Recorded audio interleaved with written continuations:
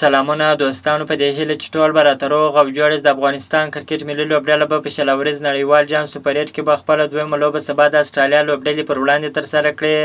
افغان لوبډلې په لومړۍ لوبه کې د هندوستان لوبډلې څخه په 40 منډو په توپیر ستره ماته وخوړله. افغانستان او اسټرالیا په ډېر شل اوريز 50 اوريز نړیوال جامونو کې سره مخ شوي دي، خو افغان کرکټ ملي لوبډلې تر اوسه اسټرالیا لوبډلې ته ماته نه ده ورکړې.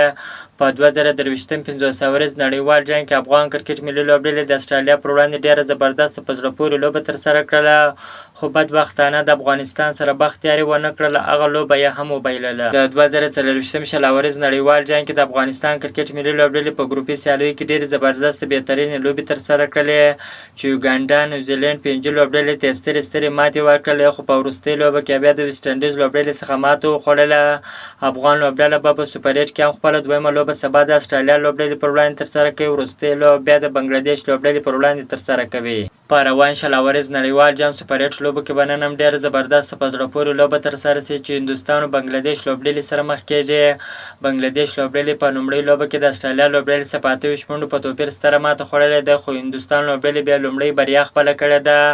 افغان کرکټ ملي لوبډله به سبا د اسټرالیا پر وړاندې خپله لومړۍ لوبه ترسره کوي. دغه د افغانستان پر وخت سهار 5 بجې پیلېږي. تاسو هم افغان اتلانو ته دعاګانې کوئ چې اسټرالیا او بنګلادیش لوبډلې ته ماته ورکړي. که اسټرالیا لوبډله وګورو ډېره قوي او پیاوړې لوبډله ده، نو انشاءالله د افغانستان کرکټ ملي لوبډله هم د چا څخه کمه نه ده چې نیوزیلینډ او انګلینډ او پاکستان لوبډلې ته ماته ورکولی شي. انشاءالله یې اسټرالیا لوبډلې ته هم ماته ورکولی شي.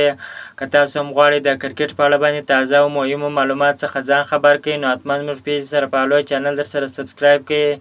د نورو تازه معلوماتو لپاره زموږ سره اوسئ. تر بلې ویډیو پورې د الله په امان.